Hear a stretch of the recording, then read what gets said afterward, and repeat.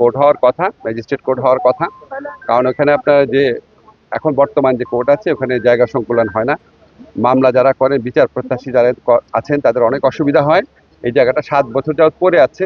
আপনারা জানেন একটা নতুন বিল্ডিং করলে বিভিন্ন দিক থেকে আপত্তি আসে, আইনজীবীদের মধ্যেও আপত্তি আছে যে ওনারা একটা কোর্ট থেকে আরেকটা কোর্টে যেতে সমস্যা আছে এগুলি বলে। বাট আমরা সামগ্রিকভাবে উপকার যদি বেশি হয় অপকারের চেয়ে, তাহলে এখানে আমরা খুব দ্রুত বিল্ডিং নির্মাণ শুরু করব।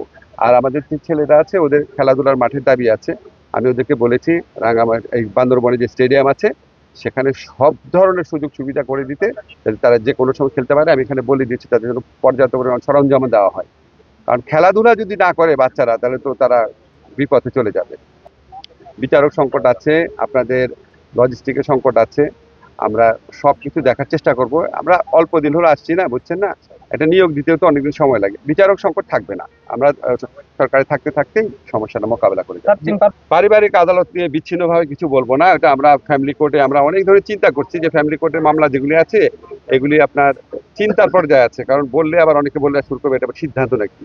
চিন্তা আছে যে ফ্যামিলি কোর্টের মামলাগুলো প্রথমেই আপনার ইয়েতে দিয়ে দেওয়া যায় নাকি, সালিশে, ম্যান্ডেটরি আর কি, বাধ্যতামূলক ভাবে। সালিশ না হলে কোর্টে আসবে, তাহলে কোর্টের উপর চাপ কমবে। পারিবারিক আদালত গুলাকে আপনার মানে আরো অন্য ধরনের মামলা নিষ্পত্তির ক্ষেত্রে এই জাজদেরকে কাজে লাগানো যায় আরো বেশি করে, সেগুলি চিন্তা করে দেখছি। এগুলি কিন্তু আমরা যারা অংশীজন আছে তাদের সাথে আপনার মত বিনিময় করে সিদ্ধান্ত নিব। এখন কোনো সিদ্ধান্ত নেওয়া হয়নি, এটা প্রাথমিক চিন্তা।